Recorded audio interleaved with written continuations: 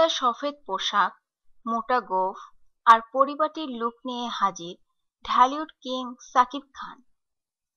তবে সেটা বাস্তবে না।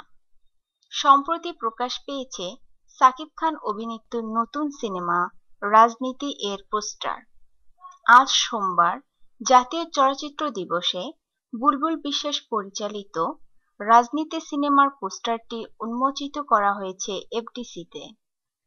সাদা ধবধবে পাঞ্জাবি, সোনালী পাড়ের সাদা ধুতি এবং শাল পরিহিত সাকিব খানকে দেখে যে কেউ বিষম খাবেন খানিক সময়ের জন্য হলেও। তবে ভিন্ন লুকে সাকিব যেমন প্রশংসিত হচ্ছেন, তেমনি উঠেছে সমালোচনার ঝড়ও। ঢালিউডের এই নায়কের এমন সাজ পোশাক দেখেই আঁচ করা যায় রাজনীতি চলচ্চিত্রের সাকিবের চরিত্র নিয়ে। পুরান ঢাকায় বেড়ে ওঠা এক রাজনীতিবিদের ভূমিকায় দেখা যাবে তাকে। উল্লেখ্য, রাজনীতি ছবিতে প্রধান তিনটি চরিত্রে অভিনয় করেছেন সাকিব খান, অপু বিশ্বাস ও আনিসুর রহমান মিলন।